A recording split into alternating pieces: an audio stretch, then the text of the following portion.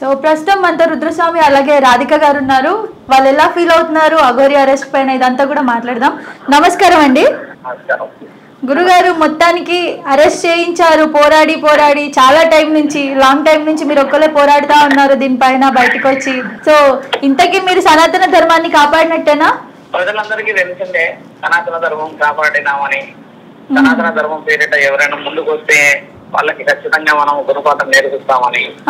ఎల్లూరు శ్రీనివాస్ చేసిన పనులు ఈరోజు మొదటి భార్య అని చెప్పేసి కరీంనగర్ నుంచి ఇప్పుడు ఒక అమ్మ రావడం అంటే రాధిక పేరుతో పాటు ఆ అమ్మ ఇక్కడికి వచ్చి ఇలా మోసం జరిగింది, నాలాగా వేరే ఆడపిల్లలు కూడా మోసపోకూడదు గురువు గారు అని నేను సనాతన ధర్మాన్ని కాపాడనా అనే ఆలోచన చేసిన తర్వాత నా దగ్గరికి వచ్చిందని ఆ అమ్మ చెప్పింది కూడా.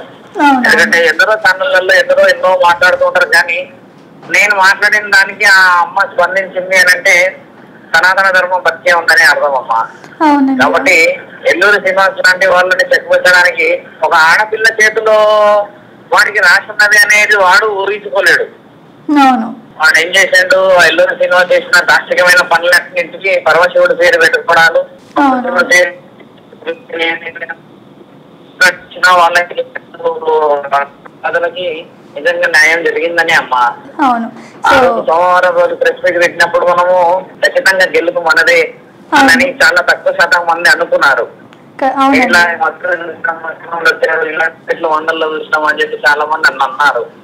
కానీ ఒకసారి ఫిట్నెస్ చేసిన తర్వాత అమ్మ మహిళా కమిషనర్ గారిని వెళ్ళి కలిసిన తర్వాత ఎన్నెన్ని పనులు ఎన్నెన్ని విధాలుగా ముందుకు జరిగాయో మీరు చూడండి. ఈ రోజు సనాతన ధర్మం పేరిట ఎల్లూరు శ్రీనివాస్ వచ్చి ఎంతో మోసాలు ఆడపిల్లలు చేస్తున్నప్పుడు అమ్మా ఈ రోజు ఫస్ట్ ఇప్పుడు ప్రజెంట్ సినారియో మన సనాతన ధర్మం అంటే జై భీమ్ మీద ఎన్నో కేసులు పెడుతున్నారు. జై భీమ్ అంటే అంబేద్కర్ గారిని తీవ్ర పదాజాలంతో దూషించాడని చెప్పి ఎన్ని కేసులు పెడుతున్నారు తెలుసా అమ్మా. Only in one day today the first day after the arrest తర్వాత అమ్మా ఈ రోజు ఒక్క రోజే 9 కేసులు పడ్డాయంటే నువ్వు నమ్ముతావు అమ్మా. 9 cases were declared as a FIR first information record. Ambedkar గారి లాంటి ఒక మహానీయుడిని తక్కువగా మాట్లాడినందుకని 9 కేసులు బుక్ అయినాయి ఈ రోజు. ఈ 9 కేసులు బుక్ అయిన దాంట్లో శ్రీనివాస్ కి రోజు ఉచ్చు బిగిస్తూనే ఉన్నది ప్రభుత్వం. ఇక్కడ మనకి సోమవారం గాని ఆదివారం గాని ఈ రాధిక అమ్మ ఉన్నది కాబట్టి మొదటి భార్య ఈవిడ వేసిన ఫైల్ ఎఫ్ఐఆర్ రూపాన కరీంనగర్ డీజీపీ గారి దగ్గర ఐజీ గారి దగ్గర ఫైల్ అవుతుందన్న ఇన్ఫర్మేషన్ కూడా ఈ రోజు మార్నింగ్ ఆజాద్ గారితో కూడా మాట్లాడి తెలుసుకున్నాను నేను. ఇన్ని విషయాలలో అమ్మ శివరుద్ర సాగు గెలిచిండా అనడానికంటే ముందు మనందరం గెలిచినామని అని అనాలమ్మా. ఒక ఆడబిడ్డ బయటకు వస్తే గాని మనందరం ముందుకు కదలలేకపోయాం. ఛానల్ అంటారా, టీఆర్పీ అంటారా, టీఆర్పీ అంటారా, అదంతా వ్యక్తిగతం.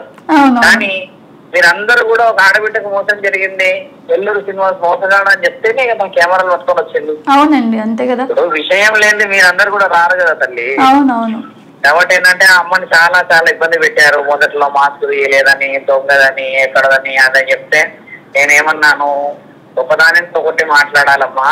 ఒక ఆడపిల్ల తనంతలో తాను వచ్చి నేను ఇది నేను అది అని అన్నది. మీరందరూ కూడా నన్ను నమ్మొచ్చినప్పుడు నేను న్యాయపరంగా మీకు 4 నుంచి వారంలో సమస్య పరిష్కారం చేసి చూపిస్తాను అన్న తర్వాత అక్కడ కిన్నెర కాటాల నుంచి అంటే అర్ధనారేశ్వరం నుంచి కామీర్పేటలో తర్వాత దమ్మాయిగూడలో కేసు వేయించారు. వాళ్ళే వేసుకున్నారు పోయి ఇట్లా మమ్మల్ని అవమానపరుస్తుండ్రు మా కమ్యూనిటీని అని. తర్వాత ఇందులో అత్యంత ముఖ్యమైన ట్విస్ట్ ఏంటంటే అమ్మా వాళ్ళ ఊరేడుందో కుషన్పల్లి ఉంది కదా, ఆ కుషన్పల్లిలో కూడా అంబేద్కర్ ని దూషించినట్టుగా వాళ్ళ యొక్క కుల పెద్దలు కేసేసారు శ్రీనివాస్ పైన. వాళ్ళ అన్నగారు కూడా అందులో విట్నెస్ లో ఉన్నాడు. గురుగారు, మొత్తానికి ఎన్ని కేసులు అయి ఉంటాయి ఇప్పుడు శ్రీనివాస్ పైన? అమ్మా మొత్తానికి ఎన్ని కేసులు అయి ఉంటాయి ఇప్పుడు? ఒక 25-30 కేసులు అయి ఉంటాయి. నాకు తెలిసి 22-23 అయి ఉండొచ్చమ్మా. 22-23 అయి ఉంటాయి. 22-23 ఇంకా చాలా పెద్ద ఎత్తున కేసులు పడబోయేది ఇంకా. ఎందుకంటే ఆయన గారు చేస్తున్న పనులన్నీ చూస్తూ ఊరుకునే సమయం అయిపోయింది కదమ్మా. కాన్ఫిడెన్స్ వచ్చేసి. ఇంకోటి రాధిక గారు అసలు ఏమనుకుంటున్నారు? న్యాయపరమైన అడగండి. ఖచ్చితంగా అండి. అయ్యో మేము అసలు రాధిక గారు చెప్పండి. సో ఎలా అనిపిస్తుందండి? మీకు కావాల్సిన న్యాయం ఇదే కదా, మీరు మీడియా ముందుకు రావడానికి కారణం తనను అరెస్ట్ చేయించాలి, నెక్స్ట్ ఏ అమ్మాయి కూడా ఇలా బలవ్వకూడదు అనే మెయిన్ ఉద్దేశంతో మీరు వచ్చారు. ఫైనల్లీ ఇప్పుడు జైల్లో ఉన్నాడు. సో ఏమనిపిస్తుంది, మీరు ఎలా ఫీల్ అవుతున్నారు?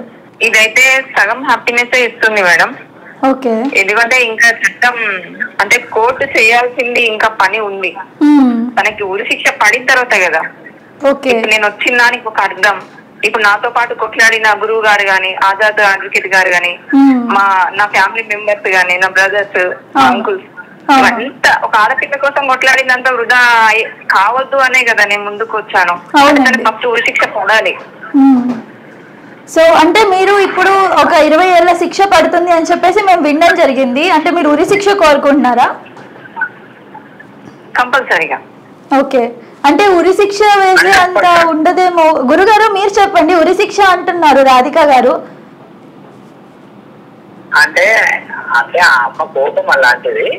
కాబట్టి ఆడబిడ్డకి ఎవరైందంటే అమ్మ దెబ్బ తగిలినోడికే కదా నొప్పి విలువ తెలిసేది. అవునండి. కాబట్టి ఆ అమ్మ అట్లా ఆవేశంగా అన్నది, లేకపోతే తెలివి లేక అన్నది అని అనుకోవచ్చు. మీరు ఒక యాంకర్ పొజిషన్ లో ఉన్నారు కాబట్టి బాధ అనేది అంత మానసికమైన పరిస్థితులని ఎన్నో ఇప్పుడు ప్రతి ఒక్కరికి ఒక ఆశా జీవితం అమ్మా.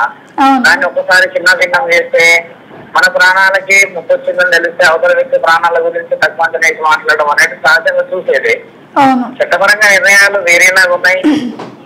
అటెంప్ట్ రేప్ కింద అని, అసాంఘికమైన కార్యకలాపాలని, సాధు సత్పురుషులందరి ద్వారా చేసిన ఏమంటారంటే సాధువుల రూపంలో ఉండి ప్రజలని మభ్యపెట్టి మోసం చేసి డబ్బులు పేరిట ముందుకొచ్చాడని, ఇట్లా కొన్ని ఉన్నాయమ్మా. ఇలాంటి విషయాలలో చట్టం నిజంగా పని బలంగా చేయాలనేది అందరూ ఎదురు చూస్తున్నారు తల్లి. అవును.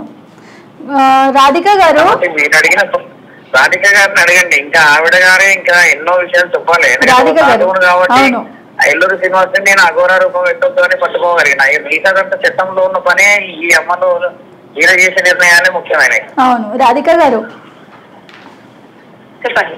సో రాధిక గారు, మా ఛానల్లో క్లియర్గా మీతో మాట్లాడింది లేదు. సో ప్రెస్ మీట్ అవన్నీ కూడా మీరు అప్పుడు సరిగ్గా ఇవ్వలేదు కాబట్టి కొన్ని ప్రశ్నలు ఉన్నాయి, అవైతే అడుగుదాం అనుకున్నాను. సో అసలు మీరు ఎలా పరిచయం అయ్యారండి ఇతనికి, అఘోరికి, శ్రీనివాస్కి? ఒక భక్తి పరంగానే నేను పరిచయం అయ్యాను. అంటే ఎలా కాంటాక్ట్ ఎలా వచ్చింది మీకు? అర్థం కాలేదు. కాంటాక్ట్ అంటే మీరు నంబర్ కాల్ చేశారా లేదా ఇన్స్టా అలా ఏమైనా యూజ్ చేశారా? కాల్ చేశారా అతనికి? ఫస్ట్ కాంటాక్ట్ అయ్యాను. ఓకే. అంతకు ముందు టెంపుల్స్ లో చూసాను కానీ మీట్ కాలేకపోయాను అని చెప్పేసి కాంటాక్ట్ నంబర్ కనుక్కొని కాంటాక్ట్.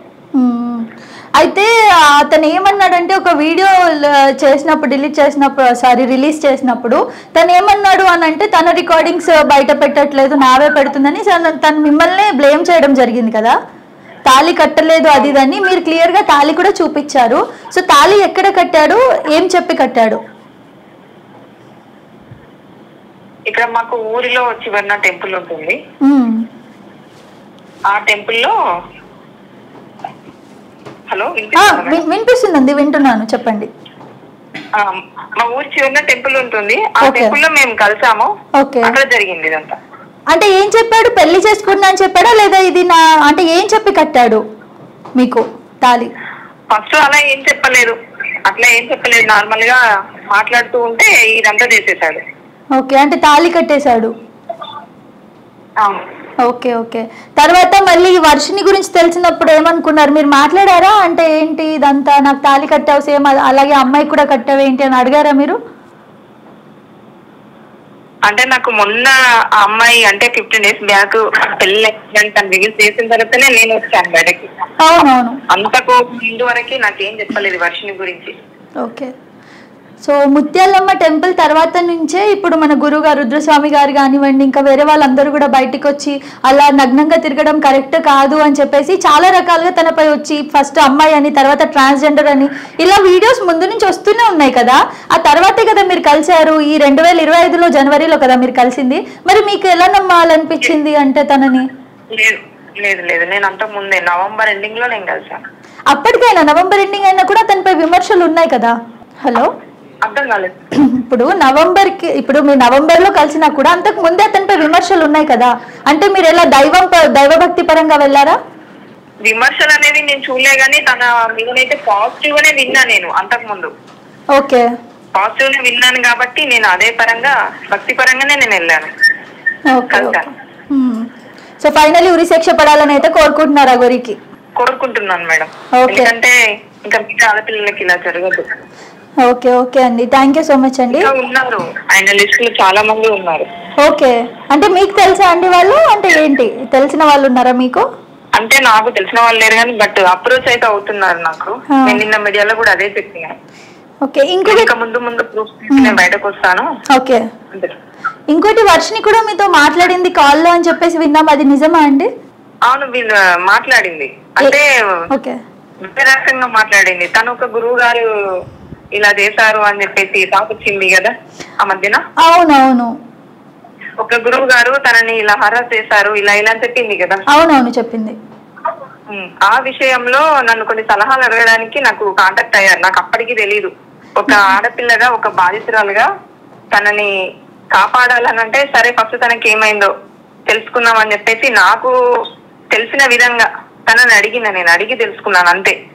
నాకు అంతకు మించి ఇంకా పరిచయం లేదు. ఫస్ట్ టైం అప్పుడే మాట్లాడాను. ఓకే, సో ఇంతకండి మీ దృష్టిలో ఈ పెళ్లి చెల్లుతుందంటారా చెల్లొద్దంటారా ఏంటి? అసలు చెల్లకూడదా ఇలాంటివి, అమ్మాయి పెళ్లి చేసుకోవడం? అసలు అమ్మాయి పెళ్లి చేసుకోవడం అనేది చట్టం ఇంకా రాలేదు. అది ప్రాసెస్ లో ఉంది, పెండింగ్ లో ఉంది. ఇంకా దాని మీద తీర్మానం ఇవ్వలేదు సుప్రీంకోర్టు. అందులో ఈ అటు ఇటు కానీ ఎల్లూరి శ్రీనివాస్ అంటే ఒక కామాంధుడు అని చెప్పొచ్చు, కామ పిశాచ్ అని పేరు పెట్టచ్చు. ఇలాంటి ఏ బ్రీడ్కి చెందాడో తెలియని ఈ వ్యక్తితో ఆ అమ్మాయి పెళ్లి అనేది చెల్లదు. నాదే ఒక రాక్షస వివాహం అని నేను చెప్పుకుంటున్నాను. అంటే ఫస్ట్ వైఫ్ అని అనకుండా ఫస్ట్ బాధితురాలని చెప్పుకోండి. ఎందుకంటే నాకంటే ముందు ఎంతమంది పెళ్లి చేసుకున్నాడో నాకు కూడా ఇంకా తెలియదు. అవును, ఇప్పుడు మీరంటే బ్రేవ్ గా బయటకు వచ్చారు, ధైర్యంగా చెప్తున్నారు, కానీ వేరే వాళ్ళు చెప్పుకోలేని వాళ్ళు ఉంటారు. తాళిని ఎగతాళి చేస్తున్న ఒక ప్రబుద్ధునికి బుద్ధి చెప్పాలి అని చెప్పేసి నేను బుద్ధికి వచ్చిన. మన భారతదేశంలో తాళికి చాలా పెద్ద ఎత్తున ఒక పవిత్రత ఉన్నది. అవునండి, విదేశీయులు తాళిని గౌరవిస్తారు మేడం. అట్లాంటి ఒక దరిద్రుడు ఒక పసుమమ్మను పట్టుకొని అందరి మెడలో ఇష్టం ఉన్న వాళ్ళ మెడలో వేసుకుంటూ వస్తున్నాడు. సో నాకు కూడా అలా జరిగింది అని చెప్పేసి నేను ఒక బాధితురాలుగా ఇలా జరుగుతుందని అనుకుంటున్నా. ఓకే ఓకే అండి, సో రాధిక గారు థ్యాంక్ యూ సో మచ్ అండి. మొత్తానికి చూసారు కదా, మనం ఇప్పుడే ఒక కాల్ అయితే మాట్లాడాము. సో ఎవరైతే ఫస్ట్ బాధితురాలు, భార్య కంటే కూడా బాధితురాలు అని చెప్పొచ్చు, శ్రీనివాస్ చేతిలో మోసపోయిన ఒక బాధితురాలు కాల్ అయితే మనం విన్నాము. సో తను ఇప్పుడు కూడా ఇంకా ఈ జైలుకి వెళ్ళడం నాకు సరిపోలేదు, ఇంకా తనకి ఉరిశిక్ష వేయాలని చెప్పేసి అంటా ఉంది ఏకంగా.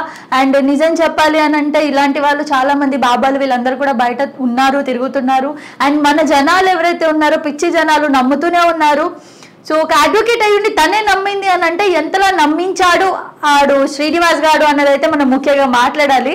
సో శ్రీనివాసనే కాదు, బయట ఎవరైతే ఫేక్ బాబాలు, ఆస్ట్రాలజర్స్ అండ్ చాలా ఉన్నారు, వీళ్ళైతే నమ్మించడంలో సూపర్ ఎక్స్పర్ట్స్ అనమాట, సూపర్ యాక్టింగ్ చేస్తారు. సో మొత్తం దేవుడినే సాక్షాత్ నేను దేవుడినే, నేను ఇలా చెయ్యేస్తే చాలు మీరు ఉద్ధరించిపోతుంది మీ లైఫ్ అని చెప్పి ఆ విధంగా చెప్తూ ఉంటారు. సో ఇప్పుడైతే ఒక రకంగా చెప్పాలి అంటే చాలా మంది అమ్మాయిల లైఫ్ అయితే మనం కాపాడమని చెప్పాలి. సో దీంట్లో చాలా మంది చేయి ఉంది, ఒక్కళ్ళ వల్ల అయితే ఇది పాసిబుల్ కాదు. శ్రీనివాస్ని జైలుకి పంపించడం. సో అఘోరీలు, జర్నలిస్టులు, అలాగే మన మీడియా టీం అందరూ అండ్ గర్ల్స్ కూడా చాలా మంది వచ్చి బయట సఫర్ అయ్యారు, కేసులు వేశారు, దీనిపై పోరాడుతూనే ఉన్నారు కంటిన్యూగా. కాబట్టి ఈరోజు శ్రీనివాస్ జైల్లో ఉన్నాడు. అంబేద్కర్ గారిని తిట్టిన వీడియో మన శశి టీవీలోనే అది పోస్ట్ చేసాం మేము. సో ఆ తర్వాత నుంచి ఇంకెక్కువ రియాక్షన్ వచ్చింది పబ్లిక్ నుంచి బయటికి. సో ఇంతవరకు దేవుడు, సనాతన ధర్మం ఇవన్నీ అంటుంటే కూడా ఎవరు పెద్దగా రియాక్ట్ అవ్వలేదు. కానీ ఒక్కటేసారి అంబేద్కర్ గారిని తిట్టగానే అందరూ కూడా బయటికి వచ్చి మాట్లాడడం జరిగింది. సో ఇందాక మనకు వచ్చిన ఇన్ఫర్మేషన్ ప్రకారం శ్రీనివాస్ ఊర్లోనే వాళ్ళకి సంబంధించిన కుల పెద్దలే తనపై కేసు కూడా వేయడం జరిగింది. సో మనమైతే చాలా హ్యాపీగా ఫీల్ అవ్వాలి. ప్రస్తుతం అయితే అంతా క్లోజ్ అయిపోయింది అండ్ కఠిన శిక్ష పడాలి శ్రీనివాస్ కి ఖచ్చితంగా. అండ్ నెక్స్ట్ ఇలా ఎవరిని పడితే వాళ్ళని వచ్చి ఏదో రుద్రాక్షలు వేసేసుకొని ఒక 2 నామాలు పెట్టేసుకుంటే జనాలు వాళ్ళను నమ్మొద్దు అని అయితే కోరుకుంటున్నాము. సో ఇలాంటి మంచి వీడియోస్ కోసం చూస్తూనే ఉండండి శశి టీవీ.